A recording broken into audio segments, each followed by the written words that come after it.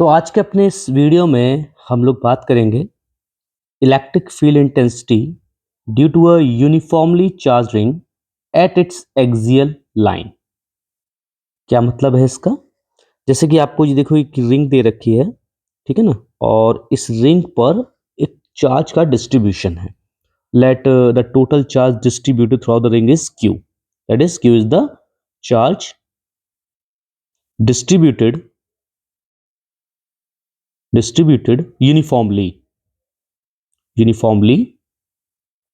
throughout the circumference। और एक चीज और माननी है कि जो रिंग है उसकी सरकमफेरेंस जो है वो बहुत ही पतली है, बहुत ही थिन है। ठीक, इस रिंग की जो रेडियस है ये मान लेते हैं कुछ स्मॉल ए है, ठीक है, और ये इसका सेंटर है, लेट द सेंटर इज ओ। और चार्ज जो है वो पूरा इस सरकमफेरेंस पे इस तरीके से डिस्ट्रीब्यूटेड है। टोटल चार्ज कितना डिस्ट्रीब्यूटेड है? This is the amount of the charge which is distributed uniformly. So हमें क्या करना है? हमें किसी पॉइंट P, ये है वो पॉइंट P, और ये पॉइंट लाई कहां कर रहा है ये देखो ध्यान से। This point P lies along the axial line of this ring. What is the axial line here? Axial line का यहां मतलब होगा, एक्सियल लाइन का मतलब क्या होगा?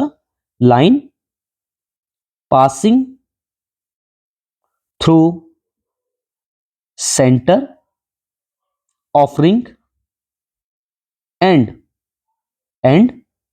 perpendicular to the plane of ring, है ना, किस इन सच अ वे दैट इस सरकमफेरेंस पे लाई करने वाला, इस सरकमफेरेंस पर लाई करने वाला हर एक पार्ट, है ना, हर एक पोर्शन जो है वो इस पॉइंट P से कैसा होगा? सेम डिस्टेंस पर होगा, right? So such line is called your axial line. अच्छा, इसके अलावा और क्या है हमारे पास? हमें करना क्या है? तो सबसे पहले तो हमको सीधा सीधा फाइंड आउट करना है, पहला हमारा जो होगा वो फाइंड आउट करना है electric field intensity eight point P। तो ये हमारा सबसे पहला टास्क होगा कि हमें P पॉइंट पे इंटेंसिटी फाइंड आउट करनी है। अच्छा, ये पॉइंट P जो है वो सेंटर ऑफ द रिंग से कुछ R डिस्टेंस पर है, ये भी आपको गिवन है। तो अब आपको क्या क्या गिवन है? वी हैव अ रिंग, एक हमारे पास रिंग है जिसका रेडियस कुछ a है, उसका सेंटर है O, और उस O से लगभग R डिस्टेंस दूरी पर एक पॉइंट है P जो कि इस रिंग के एक्सियल लाइन पर आता है, और इस पॉइंट पर हमको फाइंड आउट करना है इलेक्ट्रिक फील्ड इंटेंसिटी। ध्यान रहे थ्रू आउट द डेरिवेशन हम सिर्फ और सिर्फ मैग्नीट्यूड की बात करेंगे, ओके? अच्छा, इसके अलावा फिर हमें कुछ केसेस पे भी जाना है। केसेस जैसे हम लोग जब रिलेशन फाइंड कर लेंगे फिर हम लोग कुछ केसेस लेंगे जिसमें पहला हमारा कुछ केस होगा, केस फर्स्ट होगा। क्या होगा अगर पॉइंट P को हम लोग सेंटर पे रख दें? मतलब what will be the electric field intensity at centre of the ring? ठीक है, तो जब आप इस पॉइंट P को सेंटर पे रख देंगे यहां पे, तो उस केस में जब पॉइंट P O पे होगा तो R का वैल्यू कितना हो जाएगा? 0। Why? Because here OP is equals to R, और अगर यही पॉइंट P आपका सेंटर पे आ जाएगा तो R की वैल्यू यहां पे क्या हो जाएगी? आपकी 0 हो जाएगी। दूसरा केस होगा, केस सेकंड होगा, अगर हम पॉइंट P कुछ ऐसी जगह रखें कि R का value radius of the ring से बहुत ज्यादा हो जाए। मतलब this is the radius of the ring, ये रेडियस ऑफ द रिंग है ना, और ये R की वैल्यू है। तो हम क्या करें? पॉइंट P को इतना दूर रख दें कि यहाँ पे A की वैल्यू जो है वो R के कंपैरेटिवली बहुत छोटी हो, मतलब R जो है वो A से बहुत बड़ा हो जाए। ये दूसरा केस होगा। तीसरा जो केस है, या कह दो इसी में ही मान लो, क्या होगा अगर हम पॉइंट P को इनफाइनाइट पे ले जाएं? व्हाट विल हैपन अगर हम पॉइंट P को कहां ले जाएं? इनफाइनाइट पे रख दें, तब इलेक्ट्रिक फील्ड इंटेंसिटी क्या होगी? ठीक, और इसके बाद में एक बोनस केस आएगा, या स्पेशल केस कह दो, वेरी स्पेशल केस, जहां पर आपको बहुत अच्छी चीज सीखने को मिलेगी। ये मैं आपको तभी बताऊंगा कि वो केस कौन सा है, जब हम केस फर्स्ट और केस सेकंड दोनों कर लेंगे। Is it clear? ठीक है, तो चलिए अब शुरू करते हैं इसके डेरिवेशन से, that is let find out the electric field intensity at P। So अब हम जानते हैं हमें क्या दे रखा है, we have a charged ring, मतलब हमारे पास कोई पॉइंट चार्ज नहीं है भाई, ठीक है, हमारे पास कोई पॉइंट चार्ज यहां पे नहीं है। ये क्या है, ये चार्ज रिंग है, चार्ज डिस्ट्रीब्यूशन का केस है यहां पे। तो क्या आप यहां कूलम्ब्स लॉ लगा सकते हैं? No, we can not apply Coulomb's law directly in case of charge distribution. तो जहां भी हमें कोई चार्ज डिस्ट्रीब्यूशन दे रखा होगा तो वहां पर आप कभी भी डायरेक्टली कूलम्ब्स लॉ नहीं लगा सकते। ठीक, ऐसा हमने कहां सीखा? ऐसा हमने सीखा है, एक कंसेप्ट हम लोगों ने पढ़ा था कॉन्टिन्यूअस चार्ज डिस्ट्रीब्यूशन का, ठीक है ना। तो कॉन्टिन्यूअस चार्ज डिस्ट्रीब्यूशन जो था वो इसी कूलम्ब्स लॉ के ओवरकम को स्टडी करने के लिए था, कि जहां पर आपको चार्ज का डिस्ट्रीब्यूशन दे रखा है वहां पर आप सीसीडी के कंसेप्ट को अप्लाई करेंगे, आप डायरेक्टली कूलम्ब्स लॉ वहां पे नहीं लगा सकते। ठीक है, तो सबसे पहले हम क्या करेंगे, हम लोग इस रिंग पर एक बहुत ही छोटा सा एलिमेंट कंसीडर करेंगे। Let this is a very small element, see this a very small element see DL। तो चलिए पहले इस छोटे से एलिमेंट की कुछ बातें कर लेते हैं। एलिमेंट DL, एलिमेंट DL, इस एलिमेंट की क्या खासियत है, क्यों कंसीडर किया? सबसे पहले तो इस छोटे से एलिमेंट पर चार्ज का वैल्यू कितना होगा, इस छोटे से एलिमेंट पर टोटल चार्ज हम मानेंगे DQ। क्यों? क्योंकि भाई जब पूरी रिंग पर टोटल चार्ज कितना है, Q, ठीक है ना, तो एक छोटे से एलिमेंट पर चार्ज कितना होगा, छोटा ही होगा, that is called DQ। Okay, और यही मान के चलेंगे कि ये जो पूरी की पूरी जो रिंग है वो इन्हीं छोटे छोटे छोटे छोटे एलिमेंट से मिलकर बनी है, और हर एलिमेंट की लेंथ DL है, और हर एलिमेंट पर टोटल चार्ज कितना है, DQ। इसके अलावा क्या ये DQ जो है, क्या हम इसको एलिमेंट्री चार्ज बोल सकते हैं? बिल्कुल बोल सकते हैं। This DQ is called elementary charge and this DL will called elementary length, this DL will called elementary length. अच्छा, क्या ये एलिमेंट्री चार्ज एक पॉइंट चार्ज की तरह बिहेव करेगा? बिल्कुल करेगा। This elementary charge will behave as a point charge, it will behave as a point charge, ठीक है, ओके। इसके अलावा इस DQ का वैल्यू कितना होगा, if lambda is charge density. मैंने लैम्डा चार्ज डेंसिटी क्यों ली? चार्ज डेंसिटी तीन तरीके की थी, lambda linear charge density, sigma surface charge density, and rho that is called volume charge density. यहां चार्ज का डिस्ट्रीब्यूशन देखो ध्यान से, एक लाइन के अलोंग है, और जब चार्ज का डिस्ट्रीब्यूशन एक लाइन के अलोंग होता है तो वहां पर चार्ज डेंसिटी कौन सी ली जाती है, lambda. Is it clear? Okay, so here lambda is basically is equals to, lambda is equals to total charge upon total length. What is the total length? That is called 2 pi a। और पहले भी हमने आपको बताया अगर charge का distribution uniform है तो हम कह सकते हैं कि the elementary charge upon elementary length, ये दोनों आपके क्या होते हैं, बराबर होते हैं। ये चीज मैं पहले भी बता चुका हूं, ठीक। तो यहां से DQ का वैल्यू कितना निकल कर आ जाएगा, लैम्डा डॉट DL। इतनी बात क्लियर हो गई, ये बात थी केवल एलिमेंट को लेके। अब थोड़ा सा डायग्राम को देखते हैं। तो ये जो एलिमेंट जो है, ये जो एलिमेंट्री चार्ज है, एलिमेंट DL, इस एलिमेंट पे कितना चार्ज है, कुछ DQ चार्ज है। तो इस छोटे से जो कि कैसा बिहेव कर रहा है, पॉइंट चार्ज की तरह। Okay, so this element is at some distance from the P, ठीक, let this distance is x, और इस x का वैल्यू कितना होगा, देखो ध्यान से, ये तो एक हाइपोटेनस साइड बन गई ना, देखो P, this is the triangle है ना, PO, और इसको कोई नाम दे देंगे अभी A। तो ये कौन सा ट्रायंगल बन गया, POA। Okay, this is a triangle POA। Okay, and this is a right angle triangle.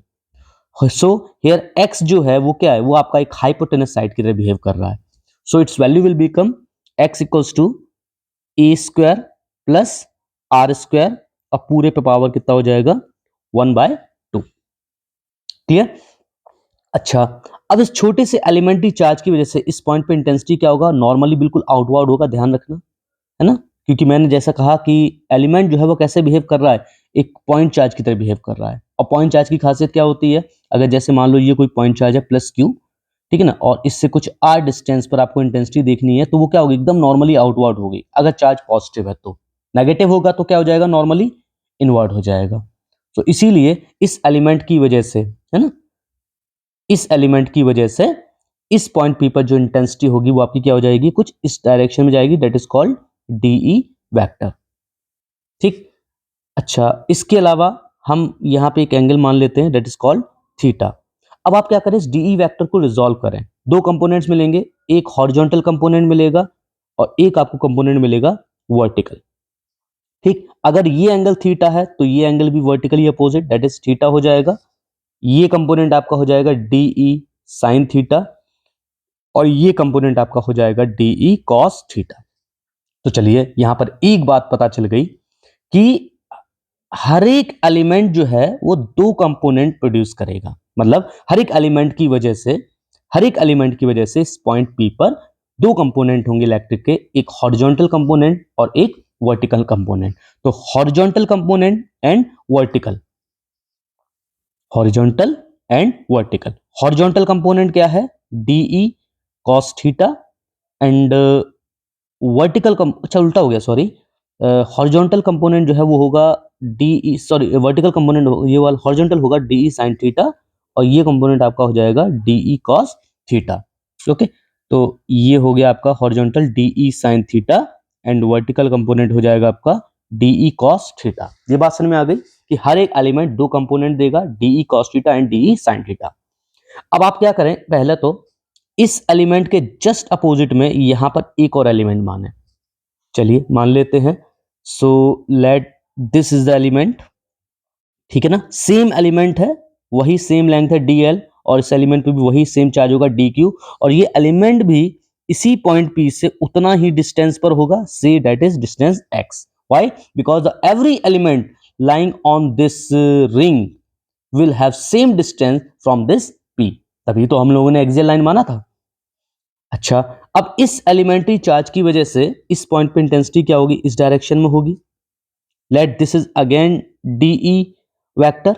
Okay, वैसे तो मुझे इसको अलग मानना चाहिए, डीई डैश मानना चाहिए, क्यों, व्हाई, बिकॉज दोनों एलिमेंट्स पॉइंट पी से सेम डिस्टेंस पर है, दोनों ही एलिमेंट्स की वजह से इंटेंसिटी का मैग्नीट्यूड जो है वो सेम होगा। We can say DE dash is equals to DE, केवल किसमें, मैग्नीट्यूड में। Is it clear? बट अगर हम डायरेक्शन की बात करें तो वो डिफरेंट हो जाती है, एक आपका इस डायरेक्शन में जा रहा है तो दूसरा आपका इस डायरेक्शन में जा रहा है, तो डायरेक्शन में तो अलग है लेकिन मैग्नीट्यूड दोनों का कैसा है, सेम है। और मैंने आपसे पहले ही कहा कि हम इस पूरे डेरिवेशन में सिर्फ और सिर्फ मैग्नीट्यूड की बात करेंगे। तो मान लेते हैं कि केवल मैग्नीट्यूड की अगर हम बात करें तो इस छोटे से एलिमेंट की वजह से इस पॉइंट पर मैग्नीट्यूड कितना होगा, डीई, और दूसरे वाले पहले वाले की वजह से भी कितना होगा, डीई। अगेन इस डी को जब रिजॉल्व करेंगे we will get two components, one component horizontal, this is your d e sine theta and second component vertical, that is called d e cos theta. Now ध्यान से देखो क्या हो रहा है यहाँ पे, डीई साइन थीटा कंपोनेंट जो थे वो एक दूसरे के अपोजिट है ना, जैसे इस डीएल इस वाले एलिमेंट का कंपोनेंट था डीई साइन थीटा और इस वाले का जो कंपोनेंट था वो ये था, दोनों ही एक दूसरे के जस्ट कैसे हैं, दोनों ही एक दूसरे के जस्ट कैसे हैं, अपोजिट हैं, मैग्नीट्यूड में बराबर हैं, so they will cancel out the effect of each other. Yes, okay, but the component which is acting along the vertical are acting along the same direction. तो यही वाली बात हमें समझनी है कि हर एक एलिमेंट, हर एक एलिमेंट का जो हॉरिजॉन्टल कंपोनेंट है वो कैंसिल आउट होता जाएगा, कैंसिल आउट, उसका कोई भी कंट्रीब्यूशन नहीं होगा इस पॉइंट पी पर, क्योंकि इस रिंग का जैसा अगर आप यहां पे कोई एलिमेंट मानते हैं, यहां पे मान लें एलिमेंट, ओके, तो इसका जस्ट अपोजिट में एक और एलिमेंट जरूर प्रेजेंट होगा, ठीक है ना। तो इन दोनों एलिमेंट का एक हॉरिजॉन्टल भी होगा और एक वर्टिकल होगा। तो जब आप डायग्राम बनाओगे तो आप देखोगे कि जो वर्टिकल कंपोनेंट है वो तो चलो ऊपर जा रहा है लेकिन हॉरिजॉन्टल हमेशा एक दूसरे के जस्ट अपोजिट, है ना। चलो लाओ मैं एक डायग्राम से आपको उसको शो करता हूं, ध्यान से देखना इसको। ध्यान से देखना, अगर मान लो अगर मान लो मैं इस रिंग को ऊपर से देखूं, मतलब यहां से देखूं, ठीक है, ऊपर से देखूं तो क्या ये रिंग मुझको ऐसे दिखाई देगी? बिल्कुल ऐसी दिखाई देगी, राइट? हाँ या ना? ठीक है ना? अच्छा, अब इससे, इसके सेंटर से, ये इसका सेंटर है और इसके सेंटर से कुछ ऊपर की ओर आ जाओ, तो ये है वो पॉइंट पी। ध्यान रखना, ये पॉइंट पी जो है वो सेंटर पर नहीं है बल्कि सेंटर से थोड़ा ऊपर है। समझ रहे होगा मैं क्या कहना चाह रहा हूं? ठीक है, अब आपने यहां दो एलिमेंट माने, एक एलिमेंट यहां मानो और एक एलिमेंट यहां मानो। ध्यान से देखो क्या होगा भाई, इस एलिमेंट की वजह से आपको दो कंपोनेंट मिलेंगे। एक कंपोनेंट होगा हॉरिजॉन्टल इस डायरेक्शन में और एक कंपोनेंट कहां जाएगा? वर्टिकल। ठीक है, इसको मैं येलो से दिखा देता हूं, जो कि क्या है? वर्टिकली आउटवर्ड है, ऊपर की ओर आ रहा है। ठीक, उसी तरीके से ये जो दूसरा जो कंपोनेंट है, दूसरा जो कंपोनेंट है ये वाला, इसकी वजह से भी दो कंपोनेंट बनेंगे, एक इधर बनेगा और एक कहां बनेगा? एक बनेगा आपका ऊपर की ओर। ठीक, इन द सेम वे यहां पे एक एलिमेंट माना जाए और एक जस्ट इसके अपोजिट में यहां एलिमेंट माना जाए। ठीक है ना? तो इन दोनों एलिमेंट, मतलब इसका और इसकी वजह से जो हॉरिजॉन्टल कंपोनेंट होंगे वो कहां पे होंगे? एक की वजह से यहां होगा और एक का इधर होगा। ठीक, तो अगेन ये दोनों क्या कर देंगे? Cancel out. तो आप देख सकते हैं जितने भी डीई साइन थीटा वाले कंपोनेंट्स थे वो सभी एक दूसरे के जस्ट अपोजिट लग रहे हैं, लेकिन जितने भी डी वर्टिकल कंपोनेंट्स है, that is D sine theta, वो सभी वर्टिकली कहां जा रहे हैं? सॉरी, डी कॉस थीटा, वो सभी कहां जा रहे हैं? वर्टिकली आउटवर्ड जा रहे हैं। तो हम कह सकते हैं यहां पे कि इस रिंग पर लाई करने वाला हर एक एलिमेंट जो है वो केवल एक ही कंट्रीब्यूशन दे रहा है, and that is your d e cos theta. Is it clear? D sine theta, that is horizontal component जो है वो क्या कर रहे हैं? एक दूसरे को कैंसिल आउट कर रहे हैं। तो अब हम लोग क्या करेंगे? सिर्फ एक एलिमेंट की वजह से इंटेंसिटी फाइंड आउट करेंगे। ठीक है, जैसे ये है हमारा वो एलिमेंट, ठीक है ना, और इस एलिमेंट की इस पॉइंट से वही डिस्टेंस सेम है, दैट इज एक्स। ये है रेडियस ए, ये है डिस्टेंस आर, और इस पॉइंट पर केवल आपको एक ही स्ट्रेंथ मिल रही है, that is called d e cos theta. ये वाला डायग्राम आप ना बनाएं, आपको ये वाला डायग्राम बनाना है। ठीक है, सो अब एक एलिमेंट की वजह से कितना स्ट्रेंथ मिल रहा है हमको? D cos theta. तो हम यहां पे लिखेंगे the electric field intensity due to a single element, केवल मैग्नीट्यूड में, okay, only magnitude, only magnitude. तो एक छोटे से एलिमेंट की वजह से what will be the strength of electric field? That d dash is equals to d e cos theta. Okay, now d e dash is equals to what is the value of d e here? तो DE is equals to क्या हो जाएगा? 1 upon 4 pi epsilon not. What is the amount of the charge here? That is called D Q. What is the distance from the point P? That is x, है ना, और into में यहां पे आ जाएगा cos थीटा। बस उसको ऐसे ही रहने दो। ठीक, अब यहां पे आप क्या करोगे? dq की वैल्यू आप रख दो। What will be the value of dq here?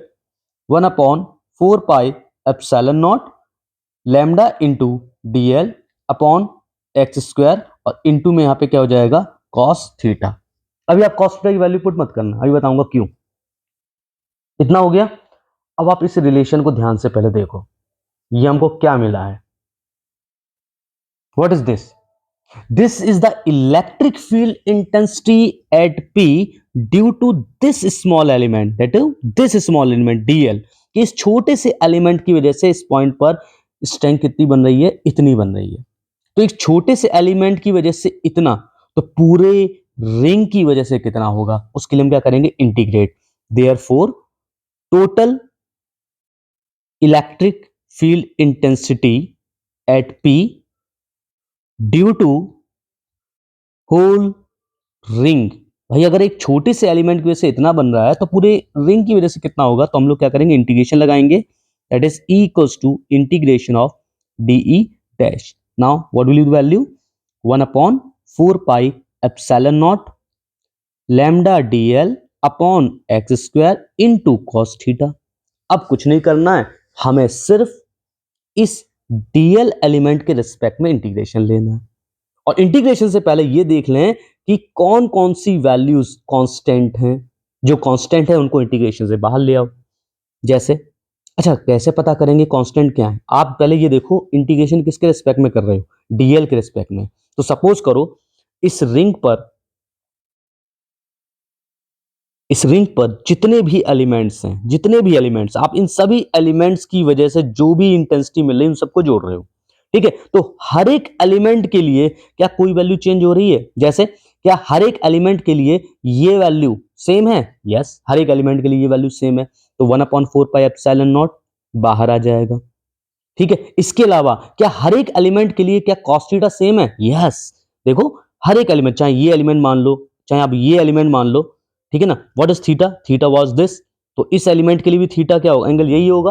तो हर एक एलिमेंट के लिए थीटा की वैल्यू कैसी है? सेम, तो cos थीटा भी कैसा होगा? सेम, तो cos थीटा भी बाहर आ जाएगा। इसके अलावा क्या हर एक एलिमेंट पर चार्ज डेंसिटी सेम है? यस, क्योंकि हमने चार्ज डिस्ट्रीब्यूशन यूनिफॉर्म लिया है, तो यहाँ पे लैम्डा भी कांस्टेंट हो जाएगा। देखो क्या क्या कांस्टेंट हो गया, ये भी कांस्टेंट हो गया, लैम्डा कांस्टेंट हो गया, cos थीटा। ना अब एक्स देखो, अब बताओ क्या एक्स कांस्टेंट होगा? क्या हर एक एलिमेंट इस पॉइंट पी से सेम डिस्टेंस पर था? बिल्कुल, आपने देखा होगा डायग्राम, यह वाला एलिमेंट, ये वाला एलिमेंट, दोनों ही क्या थे? पॉइंट पी से सेम डिस्टेंस पर थे। उसी तरीके से इस लेंथ लाइन सॉरी रिंग पर लाई करने वाला हर एक एलिमेंट जो है वो पॉइंट पी से सेम डिस्टेंस पर होगा, डेट इज एक्स भी आपका क्या है? कांस्टेंट है। तो ये सब आपके कांस्टेंट बाहर आ जाएंगे, lambda upon x square into cos theta, और अंदर केवल रह जाएगा डीएल। और अब इस डीएल का इंटीग्रेशन केवल क्या हो जाएगा? सोचो, ये छोटा सा डीएल, इसको इंटीग्रेट जब आप जोड़ोगे, इसका मतलब है कि आपको हर एक एलिमेंट को जोड़ना है। तो जब आप हर एक एलिमेंट को जोड़ोगे तो आपको क्या मिलेगा? पूरा इस रिंग का सरकमफेरेंस, और इस रिंग का जो सरकमफेरेंस है वो कितना होगा? 1/4 pi epsilon naught lambda upon x square into cos theta, और इस डीएल का इंटीग्रेशन में हो जाएगा सरकमफेरेंस ऑफ रिंग, जो कि होगी 2 पाई ए। ठीक, अब इसको थोड़ा सा सॉल्व करेंगे। जैसे equals to 1/4 pi epsilon naught lambda upon, now what will be the value of x here? That is r square plus a square power 1/2 into what will be the value of cos theta here? देखो ध्यान से, this is the angle theta, cos theta की value क्या होगी? Base upon hypotenuse, that is r upon x, तो ये हो जाएगी r upon x। ठीक है, अच्छा, और x की वैल्यू कितनी है? x की वैल्यू है वही r square plus a square power 1/2। अच्छा, यहाँ पावर 1/2 नहीं होगी, यहाँ पावर 1 होगी। ठीक है ना, इन टू में और क्या रह गया? 2 pi A. Is it clear? अब इसको सिंप्लीफाई कर लो, equals to 1/4 pi epsilon naught, ठीक है, 2 पाई ए डॉट लैम्डा। इसको एक साथ लिख लो, बताऊंगा क्यों। और क्या हम इसको ऐसे लिख सकते हैं? R square plus a square power 3/2 और मल्टीप्लाई में r, so this is the total electric field intensity at P. Now what is 2 pi a dot lambda here? ये आपका होमवर्क है, बताना है। What is the 2 pi a dot lambda here? Okay? वैसे चलो मैं बता देता हूं यहाँ पे, what is 2 pi a lambda here? This is the total charge, total charge, that is Q। तो हम इसको ऐसे भी लिख सकते हैं, E equals to 1/4 pi epsilon naught Q upon R square plus A square power 3/2 into R। So this is our relation, this is our relation। ठीक, अब हम कुछ केसेस पे आते हैं। पहला केस, केस 1। केस 1 क्या है यहाँ पे? पहला केस है व्हाट इफ, या फिर कहते हैं if point P lies at centre. अगर पॉइंट P कहां लाई कर रहा है? सेंटर पे लाई करता है। ठीक है, और सेंटर पे लाई करने के लिए हम कहेंगे कि R की वैल्यू क्या होनी चाहिए? 0। सो this is your equation first.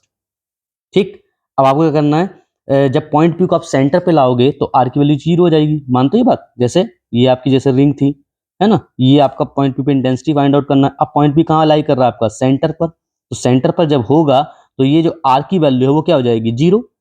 ठीक है, तो ये वैल्यू आप फर्स्ट में रख दो, फर्स्ट में रखो तो यहाँ पे E बराबर क्या आएगा आपका? 0। ठीक है ना, डायरेक्ट 0 हो जाएगा। देखो आपका ऊपर R 0 है तो 0 ही हो जाएगा पूरा। तो जब आपका पॉइंट P सेंटर पे होगा तो intensity at the centre will be 0। और क्यों नहीं होगी भाई, मैंने क्या बोला था, है? जब रिंग के हम सेंटर पर होंगे, इस पॉइंट पर होंगे, तो हर एक एलिमेंट की वजह से इंटेंसिटी कैसी होगी, इस डायरेक्शन में। इस एलिमेंट की वजह से इंटेंसिटी का होगी इस डायरेक्शन में, इस वाले एलिमेंट की इंटेंसिटी का होगी इस डायरेक्शन में। हर एक कंपोनेंट क्या करेगा, कैंसिल आउट कर देगा एक दूसरे को, ठीक है ना। तो इसको ज्योमेट्रिकली भी ऐसे समझा जा सकता है, नहीं तो आप ऐसे समझ लें। दूसरा case second, if R is very very greater than A, मतलब ये आपकी रिंग थी और जो आर की वैल्यू है वो कुछ यहां है, सोचो ये केस है। अब बताओ, ये है distance R and this is your A, तो यहां पे क्या है, आर की वैल्यू ए से क्या है, बहुत ज्यादा है। तो जब ऐसा होगा तो हम क्या करेंगे, ignoring a with respect to r, तो ए के कंपेयर में, सॉरी आर के कंपेयर में इस ए को जो है वो इग्नोर कर दो, रोक दो, जो जो जीरो कर दो, ठीक है।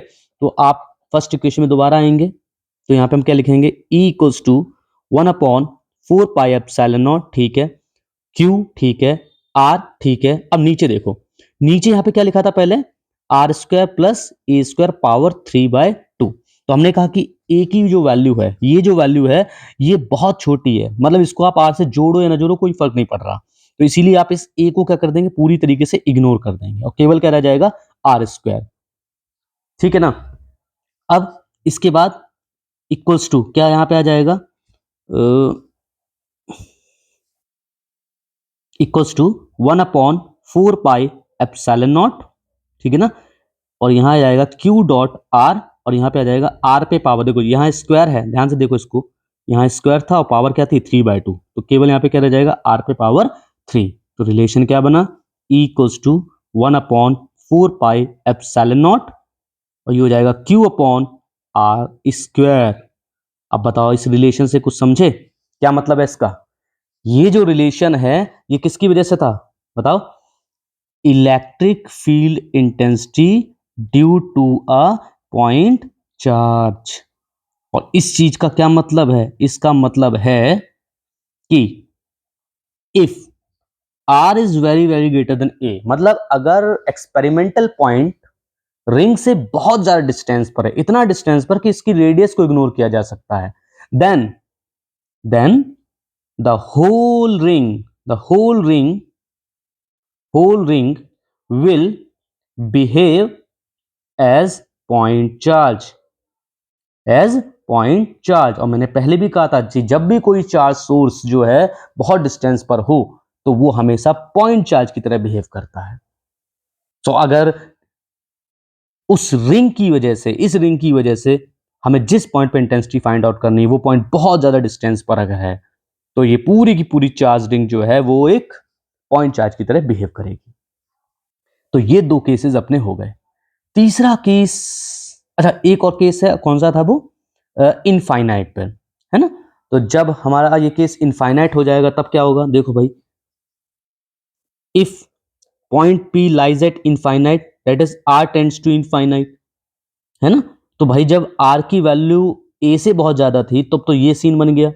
अब R की वैल्यू क्या होगी, इनफाइनाइट हो गई, इनफाइनाइट पे रखा हुआ है, तो हम लोग यही रिलेशन यूज करेंगे, यही वाला। तो यहां पे हमें सीधी वैल्यू क्या मिलेगी, E बराबर 0। अब यहां समझने वाली बात क्या है, ये जो रिंग थी इसके सेंटर पर इलेक्ट्रिक फील्ड है ना, और मान लेते ये कोई पॉइंट है इनफाइनाइट पर, यहां पर इन दोनों ही पॉइंट्स पर इलेक्ट्रिक फील्ड कैसा है, 0। लेकिन यहां से लेकर यहां तक इस बीच में क्या इलेक्ट्रिक फील्ड 0 था, नहीं, इतने बीच में इलेक्ट्रिक फील्ड 0 नहीं है। इसका मतलब है जरूर कुछ ऐसा हुआ होगा कि यहां से जब अगर हम चलना स्टार्ट करें तो यहां पे इलेक्ट्रिक फील्ड 0 है, तो पहले इलेक्ट्रिक फील्ड बढ़ा होगा, है ना, पहले इलेक्ट्रिक फील्ड बढ़ा होगा और फिर धीरे धीरे बढ़ते बढ़ते फिर क्या हुआ होगा, एक जगह वो मैक्सिमम हो गया होगा, okay, and then after maximum it again decreases and achieve the value of 0। बात समझ रहे हो कि at the centre of the ring electric field is 0, at infinite electric field is 0, but इसके बीच में इलेक्ट्रिक फील्ड 0 नहीं था।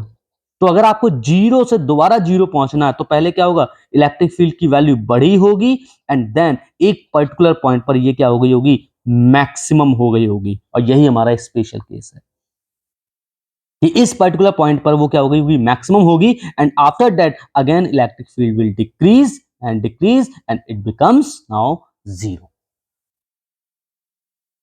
So we have to find, so we have to find at what value of r, कि r की कौन सी value पर, मतलब पॉइंट P को हम सेंटर से कितना डिस्टेंस पर रखें, electric field will be maximum. This is our bonus case. और जब भी आपसे ये बोला जाए, क्या बोला जाए, find the for what value of r e will maximum, always remember you have to differentiate e with respect to r. क्या करना है आपको, e को डिफरेंशिएट करना है r के रिस्पेक्ट में, और इस डिफरेंशिएशन को किसके बराबर, जीरो कर देना है, जीरो के बराबर. ये केस हम जब आप मिलोगे तब हम अच्छे समझा देंगे. ठीक है, फिलहाल हमेशा ध्यान रखना कि जब भी आपको क्या करना हो, जब भी आपको ये फाइंड आउट करना हो कि r की कौन सी वैल्यू पर ये पर्टिकुलर e जो है वो मैक्सिमम होगा, तो क्या करोगे आप, e को डिफरेंशिएट करोगे, e को डिफरेंशिएट करोगे किसके रिस्पेक्ट में, r के रिस्पेक्ट में. ठीक, अब आप e को r के रिस्पेक्ट में डिफरेंशिएट करो, तो चूंकि हमारे पास e क्या था, पहले तो हम ऐसे लिख देते हैं d over d r of, ठीक है, d over d r of what is e, e was our 1/4 pi epsilon naught, ठीक, q इंटू r और divide by r square plus a square power 3/2. हमें इसका डिफरेंशिएशन करना है, उसको किसके रख देना है, जीरो. ठीक है, अब इसको ध्यान से देखते हैं, देखें क्या रिजल्ट आता है. तो सबसे पहले तो देखो कांस्टेंट लोगों को बाहर निकालो, जैसे q कांस्टेंट है, 4 पाई एप्सिलॉन नॉट भी कांस्टेंट है, और केवल अंदर क्या रह जाएगा, d over d r of r upon r square plus a square and power 3/2 equals to zero. अब बताओ क्या ये वैल्यू जीरो हो सकती है, नहीं, तो ये तो जीरो हो नहीं सकती, तो जीरो केवल क्या होगा, ये, इसीलिए डायरेक्ट लिखेंगे d over d r of r upon r square plus a square power 3/2 equals to zero. अब यहाँ पे हम लोग डिफरेंशिएशन की प्रॉपर्टी का यूज करेंगे, जो कि कौन सी होती है, d over d x of u upon v is equals to v d over d x of u minus u d over d x of v और divide by v square. So this will be our formula. ये formula हम लोग कहाँ use करने जा रहे हैं, यहां पे. ठीक, चलिए करिए इसको यूज. तो यहां पे आपको मिलेगा, मैं यहां पे कर रहा हूं, ठीक है, यहां से कर रहा हूं, ठीक है. तो यहां आपको मिलेगा, पहले आपने v को छोड़ा, r square plus a square power 3/2 d over d r of r minus r d over d r of r square plus a square. अब ये सिंपल देखो मैथमेटिक्स है, ठीक है ना, इक्वल्स टू जीरो, और नीचे पूरा आ जाएगा r square plus a square, ठीक है ना, पावर 3/2 है, तो पावर स्क्वायर लगेगी तो यहाँ पे रह जाएगा 3. ठीक है, हालांकि इससे कोई मतलब नहीं, क्योंकि ये चीज जब इधर जाएगी तो जीरो हो जाएगी, केवल आपके पास रह जाएगा क्या, r square plus a square, और पावर यहाँ पे 3/2. आर का डिफरेंशिएशन देखो, आर का डिफरेंशिएशन क्या हो जाएगा, यहाँ पे 1, तो इसीलिए यहाँ पे कुछ नहीं रहेगा, 1 रहेगा, फिर बीच में माइनस आर सिंपल लिखेंगे. अब इस वाले का डिफरेंशिएशन करो, ठीक है, जिसको डिफरेंशिएशन आता है वो कर लेगा, ध्यान रखना, जिसको नहीं आता है उससे थोड़ी दिक्कत होगी, ध्यान रहे. ठीक है, तो यहाँ पे होगा इसका differentiation 3/2 r square plus a square, और पावर यहाँ लग जाएगी 1/2. अगेन डिफरेंशिएशन होगा तो यहाँ जाएगा 2r, और अगेन इक्वल्स टू जीरो. हमें कुछ नहीं करना, बस r की वैल्यू फाइंड आउट करनी है. अब यहाँ देखो पावर 3/2 है, यहाँ पावर 1/2 है ना, तो पावर 1/2 कॉमन हो जाएगा, केवल आ जाएगा क्या, r square plus a square minus, ठीक है, माइनस, इसको डिफरेंशिएट करो, यहाँ पे क्या आ जाएगा, यहाँ पे देखो 2 से एक 2 कैंसिल हुआ, तो यहाँ पे केवल आ जाएगा 3r स्क्वायर, बस इक्वल्स टू जीरो. ठीक, अब आर स्क्वायर और माइनस 3r स्क्वायर ये कितना हो जाएगा, 2r स्क्वायर माइनस का plus a square equals to zero. Therefore 2r square is equals to a square. Therefore r equals to plus minus plus minus A upon root two. So this is the value of r. ठीक, अब इसको समझते हैं। देखो हमारे पास आया r equals to plus minus A upon root two. क्या मतलब है इसका? इसका मतलब है कि at R equals to A by root two and at R equals to minus A by root two, इन दो पॉइंट्स पर इलेक्ट्रिक फील्ड जो है वो कैसा होगा? मैक्सिमम होगा। लाओ बना के दिखाऊं। देखो जैसे ये आपकी रिंग थी, ठीक है, ये उसका सेंटर था, एंड ये मान लेते हैं ये वो एक्सियल लाइन है, ठीक है, ओके। और इस पॉइंट पर आर की वैल्यू क्या है? 0, और इस पॉइंट पर इलेक्ट्रिक फील्ड की वैल्यू क्या है? 0, ओके। अब हम जैसे जैसे इस डायरेक्शन में बढ़ेंगे तो पहले इलेक्ट्रिक फील्ड बढ़ेगा, क्या हुआ? बढ़ा, और इस पर्टिकुलर पॉइंट पर वो मैक्सिमम हो गया, ठीक है ना। ध्यान रहे जो वर्टिकल कंपोनेंट है वो आपको इलेक्ट्रिक फील्ड दे रहा है, और ये वाला जो कंपोनेंट है ये आपको आर दे रहा है, ठीक है ना। तो जैसे जैसे हम आर की वैल्यू बढ़ाएंगे इलेक्ट्रिक फील्ड बढ़ेगा, और एट हाईएस्ट पॉइंट, इस पॉइंट पर इलेक्ट्रिक फील्ड क्या हो जाएगा? Maximum. So this is the value of r. We have a by root two, and after that the electric field first decrease like this, and then yes then this, ठीक है। अब ये कहां touch करेगा? ये टच करेगा तो सीधा कहां पे करेगा?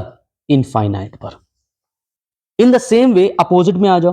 देखो इधर ए बाय ऊपर की ओर है, ठीक है ना, इधर क्या होगा? नीचे की ओर जाएगा, इस तरीके से, ठीक है, इस तरीके से। तो मतलब अपोजिट जब हम लेफ्ट साइड जाएंगे तो जैसे जैसे हम आर की वैल्यू इस डायरेक्शन में बढ़ा रहे हैं तो इलेक्ट्रिक फील्ड पहले स्ट्रेंथ वाइज बढ़ेगा, और एक पॉइंट पे आके क्या हो जाएगा? Again maximum. और ये वो पॉइंट होगा, और इस पॉइंट का वैल्यू कितना होगा? R equals to minus A upon root two. इस पॉइंट पे electric field maximum, and then it again decreases, again decreases, again decreases and decreases, ठीक, and becomes zero at only infinite. So this is the curve electric field versus R, किसके लिए? For a ring, and very important is. तो इसको जरूर बना लेना, एक इसको बना लेना, ठीक है। इन केसेस को आपको थोड़ा सही से नोट करना है, ध्यान रखना, थोड़ा रफ हो गया, अगली बार ध्यान रखूंगा मैं इस बात का, ठीक है। और एक आपको इस डायग्राम को सेफ बनाना है, साफ साफ। Is it clear? चलिए नेक्स्ट टॉपिक हमारा होगा electric field intensity due to uniformly charge ring. लिया भी ना, तो अब लेंगे यूनिफॉर्मली चार्ज्ड वायर, ओके।